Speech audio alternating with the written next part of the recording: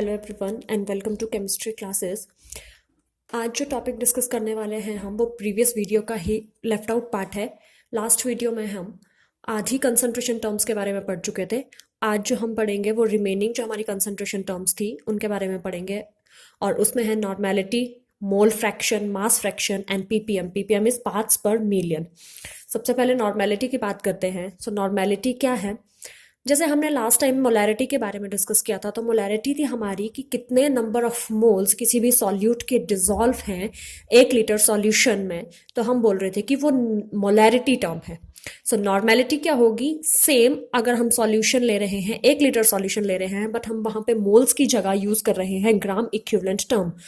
तो अगर हम ग्राम इक्विवेलेंट लें और किसी भी सॉल्यूट का और उसको 1 लीटर ऑफ सॉल्यूशन में डिसॉल्व कर दें तो वो कंसंट्रेशन जो है वो नॉर्मेलिटी बन जाएगी। अब अगर हमारा सॉल्यूशन 1 मिलीलीटर में ले रहे हैं, हम कितने भी मिलीलीटर में हो सकता है, सो हमारी नॉर्मेलिटी का एक्सप्रेशन बन जाएगा number of gram equivalents of solute upon volume solution in ml into 1000। सो यहाँ से अगर हम यूनिट्स फाइंड आउट करने की कोशिश करें तो नॉर्मेलिटी के यूनिट्स कहेंगे ग्राम इक्विवेलेंट पर लीटर। जैसे मोलैरिटी के यूनिट्स थे मोल पर लीटर, इसी तरह से यहाँ पे आ जाएगा ग्राम इक्विवेलेंट पर लीटर।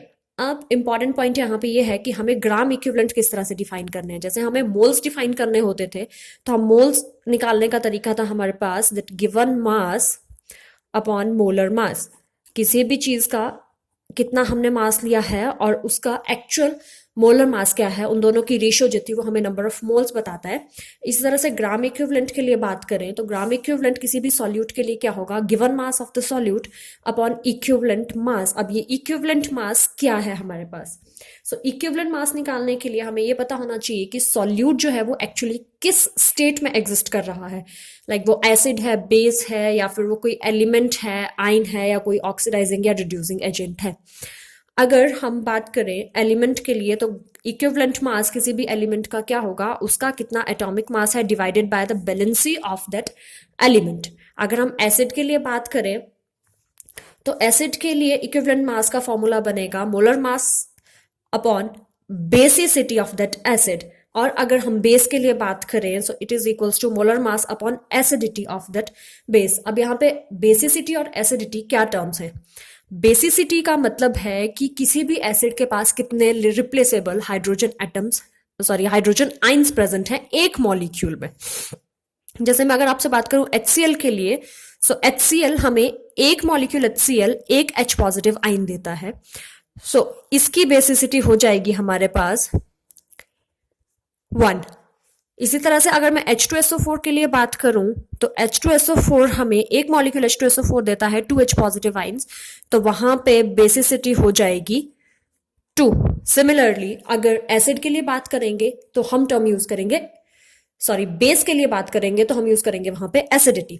सो अगर मैं NaOH के लिए बात करूं तो NaOH हमें देता है, एक मॉलिक्यूल NaOH देता है एक OH नेगेटिव आइन। सो हमारे पास NaOH की जो एसिडिटी है दैट इज इक्वल्स टू 1 आ जाएगी यहाँ पे। और अगर हमें एसिडिटी पता चल गई तो हम एसिड का या बेस का बेसिसिटी पता चल गई तो इक्विवेलेंट मास एसिड और बेस का निकाल सकते हैं। और इक्विवेलेंट मास मिल गया तो हम ग्राम इक्विवेलेंट्स डिफाइन कर सकते हैं। ग्राम इक्विवेलेंट्स की हेल्प से हम नॉर्मेलिटी डिफाइन कर पाएंगे वहां पे। बट अगर हमारे पास एसिड या बेस या फिर एलिमेंट ना होके वहां पे जो हमने सॉल्यूट लिया है वो सॉल्ट है, तब हमारा इक्विवेलेंट मास निकालने का फॉर्मूला बन जाएगा molar mass of salt upon total positive valency of the metal atom. Like NaCl है तो NaCl में हमारे पास मेटल एटम है सोडियम, और सोडियम की वैलेंसी कितनी है हमारे पास 1। तो यहाँ पे जो सोडियम क्लोराइड का मोलर मास है वो डिवाइड हो जाएगा विद 1। अगर किसी और मेटल एटम की वैलेंसी हमारे पास 2 होगी तो वो मोलर मास उसका 2 से डिवाइड हो जाएगा। अगर आयन की बात करें तो आयन के लिए मॉलिक्यूलर मास ना यूज करके हम यूज करते हैं फॉर्मूला मास। तो फॉर्मूला मास को हम डिवाइड करेंगे जो उस आयन के ऊपर चार्ज होगा उससे डिवाइड कर दे तो हमारे पास इक्विवेलेंट मास आ जाएगा। बट अगर वहां पे हमारा जो सॉल्यूट है वो ऑक्सीडाइजिंग या फिर रिड्यूसिंग एजेंट है, तब हम उस सॉल्यूट के मोलर मास या फिर अगर वो एटॉमिक स्टेट में है तो उसके एटॉमिक मास को कितने इलेक्ट्रॉन्स का एक्सचेंज किया है उस ऑक्सीडाइजिंग या फिर रिड्यूसिंग एजेंट ने, उससे डिवाइड कर देंगे। अगर 2 इलेक्ट्रॉन का एक्सचेंज हो रहा है वहां तो हम उसके मोलर मास को 2 से डिवाइड कर देंगे। अगर 4 इलेक्ट्रॉन का एक्सचेंज हो रहा है तो उसका मोलर मास 4 से डिवाइड हो जाएगा। और जैसे ही हमें इक्विवेलेंट मास पता चल जाता है हम ग्राम इक्विवेलेंट निकाल लेंगे। ग्राम इक्विवेलेंट कैसे आएगा? Given mass upon equivalent mass, and finally हम नॉर्मेलिटी निकाल सकते हैं। Next concentration term is mole fraction. Mole fraction क्या है कि कितना फ्रैक्शन किसी सॉल्यूट का टोटल सॉल्यूशन में प्रेजेंट है। अगर मोल्स की टर्म में बात कर रहे हैं तो वो मोल फ्रैक्शन बन जाएगा, और अगर हम मास की टर्म में बात करेंगे तो वो मास फ्रैक्शन बन जाएगा। जो हम यूजुअली काम करते हैं वो हम काम करते हैं बाइनरी सॉल्यूशन में। बाइनरी सॉल्यूशन क्या होते हैं? जिनके 2 कंपोनेंट्स होते हैं, उनमें एक सॉल्यूट होगा एक सॉल्वेंट होगा। एक से ज्यादा सॉल्यूट भी हो सकते हैं तो वो बाइनरी सॉल्यूशन नहीं रहेगा, उसमें 3 कंपोनेंट्स का सॉल्यूशन बन जाएगा। अब अगर हमारे पास किसी बाइनरी सॉल्यूशन में सॉल्यूट के मोल्स हैं N1 एंड सॉल्वेंट के मोल्स हैं N2, तो जो मोल फ्रैक्शन होगी वो हम सॉल्यूट के लिए भी डिफाइन कर सकते हैं एंड सॉल्वेंट के लिए भी। हर एक कंपोनेंट के लिए मोल फ्रैक्शन या मास फ्रैक्शन डिफाइन हो सकती है। अब मोल फ्रैक्शन सॉल्यूट के लिए, जिसको हम x1 से रिप्रेजेंट कर रहे हैं, it is equals to number of moles of solute upon total number of moles of solution. Solution में कितने मोल्स प्रेजेंट हैं। अब जब सॉल्यूशन के मोल्स की बात हो रही है तो it means solute plus solvent के मोल्स की बात हो रही है। सो मोल फ्रैक्शन सॉल्यूट की क्या बन जाएगी? x1 is equals to number of moles of solute upon number of moles of solute plus number of moles of solvent. और हमारे पास number of moles of solute है N1, so N1 divided by N1 plus N2 जो है वो हमारे पास mole fraction आ जाएगी of solute. इसी तरह से अगर हमें सॉल्वेंट की मोल फ्रैक्शन निकालनी है तो हम क्या करेंगे? सॉल्वेंट के मोल्स को डिवाइड करेंगे with total number of moles of solution, that is x2 will become n2 upon n1 plus n2। अगर इसी तरह से मेरे पास 3 कंपोनेंट का सॉल्यूशन होता तो तीसरे कंपोनेंट के लिए या उस सॉल्यूशन के तीनों कंपोनेंट्स के लिए किस तरह से हमें डिफाइन करनी है मोल फ्रैक्शन, तो x1 किसके इक्वल आएगा? n1, that is number of moles of first component divided by total number. अगर मैं 3 के लिए बात करूं, 3 कंपोनेंट के सॉल्यूशन के लिए, तो x1 हो जाएगा n1 upon n1 plus n2 plus n3। इसी तरह से x2 that is number mole fraction of second solute is equals to n2 upon n1 plus n2 plus n3। And third component के लिए भी डिफाइन कर सकते हैं n3 upon n1 plus n2 plus n3। So अगर मेरे पास i number of components हैं तब मोल फ्रैक्शन कैसे डिफाइन होगी? It is equals to x1 is equals to n1 upon n1 plus n2 plus up to ni, सभी components के moles का सम, उससे हम डिवाइड कर देंगे उस पर्टिकुलर मोल ऑफ कंपोनेंट जिसका हमने निकालना है। जैसे x2 के लिए निकालना है तो n2 को डिवाइड करेंगे टोटल नंबर ऑफ मोल से, x3 के लिए निकालना है तो n3 को डिवाइड करेंगे टोटल नंबर ऑफ मोल से। अब मोल फ्रैक्शन के लिए जब हम बात कर रहे हैं तो एक इंपॉर्टेंट कंक्लूजन ये निकलता है कि जितनी भी मोल फ्रैक्शंस आएंगी, जितने भी कंपोनेंट्स हैं, उन सभी की मोल फ्रैक्शंस का जब हम सम करेंगे तो वो हमेशा 1 के इक्वल आएगा।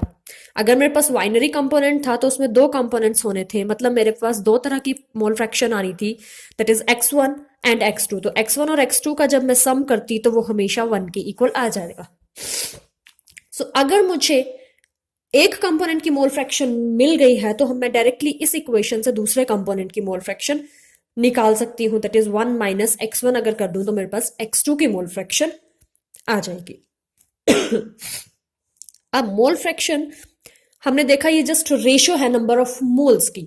सो फाइनली अगर मैं यूनिट्स की बात करूं तो मोल फ्रैक्शन के कोई यूनिट्स नहीं होंगे, ये डायमेंशनलेस क्वांटिटी होगी। Next is mass fraction. Mass fraction is just similar to your mole fraction, सिर्फ डिफरेंस कहां पे आ रहा है, वो मोल फ्रैक्शन में हम मोल्स की टर्म में बात कर रहे हैं, बट मास फ्रैक्शन में हम मास की फॉर्म में बात करेंगे। जैसे मेरे पास अगेन अगर मैं बाइनरी सॉल्यूशन के लिए बात करूं और वहां पे 2 कंपोनेंट्स हैं, एक कंपोनेंट A है एंड एक कंपोनेंट B है मेरे पास, तो मोल फ्रैक्शन ऑफ कंपोनेंट A किसके इक्वल होगी? Weight of first component divided by total weight of the solution, या दोनों कंपोनेंट्स के सॉल्यूशन दोनों कंपोनेंट्स के वेट के सम के इक्वल। इसी तरह से mole fraction of second component that is XB is equals to WB divided by WA plus WB। And यहाँ पे भी जब मैं उनकी मोल फ्रैक्शंस का सम अप करूंगी तो वो हमेशा 1 के इक्वल आएगा। अब मेरे पास आती है एक इंपॉर्टेंट बात, that mole fraction mass fraction जो मेरे पास है वो क्या है।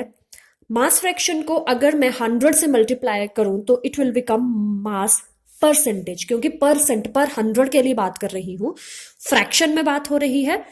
तो अगर मैं कंपोनेंट के लिए बात करूं, कंपोनेंट ए के लिए बात करूं, तो हमने देखा था WA upon WA plus WB into अगर मैं 100 कर दूंगी तो ये वैसा ही फॉर्मूला बन रहा है जैसा मेरे पास मास फ्रैक्शन के लिए बनता है। सो अगर मैं मास परसेंटेज के लिए बनता है, अगर मैं मास फ्रैक्शन के लिए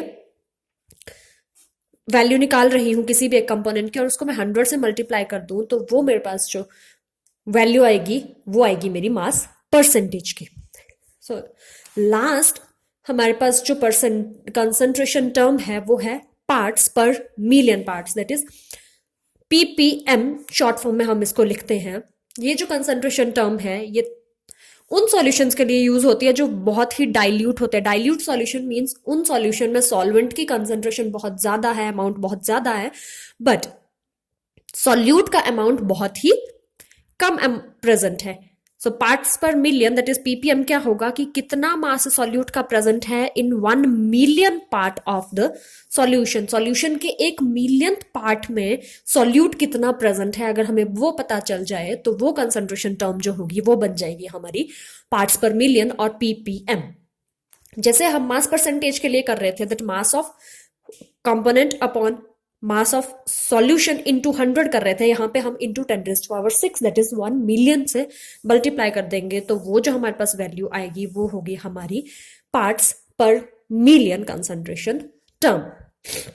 अब एक इंपॉर्टेंट टर्म आती है हमारे पास टेम्परेचर डिपेंडेंस। हमारे पास मोस्ट इंपॉर्टेंटली या मोस्ट कॉमनली जो यूज होती है concentration that is molality and morality. अब यहाँ पे बात ये आती है कि मोरालिटी और मोलैलिटी में से कौन ज्यादा बेटर कंसंट्रेशन टर्म है। सो अगर हम मोलैलिटी के लिए बात करें तो मोलैलिटी होती है moles of solute divided by mass of solvent.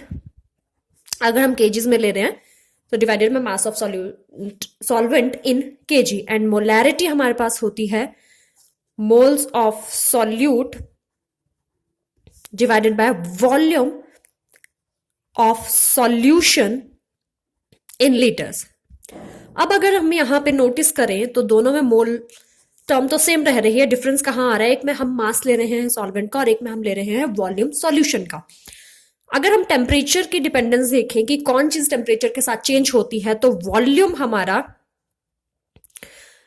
Temperature के साथ चेंज होता रहता है, बट हमारा मास कभी भी टेम्परेचर के साथ चेंज नहीं होता है। इट मींस किसी भी सब्सटेंस की मोलैलिटी हम डिफरेंट टेम्परेचर पर भी नोटिस करें तो वो हमेशा सेम रहेगी, बट मोलैरिटी जो है वो थोड़ी बहुत हमारी चेंज शो कर सकती है, क्योंकि वॉल्यूम में टेम्परेचर के साथ साथ चेंज आने लग जाता है। सो मच बेटर टर्म या मोर एक्यूरेट वैल्यू हमें जो मिलेगी वो मिलेगी मोलैलिटी से। सो मोलैलिटी हमारी ज्यादा बेटर है देन मोलैरिटी। सो ये सारा डिस्कशन था हमारा कंसंट्रेशन टर्म्स से रिलेटेड कि हम सॉल्यूशन में हम सॉल्यूट की कंसंट्रेशन को किस किस तरह से डिफाइन कर सकते हैं।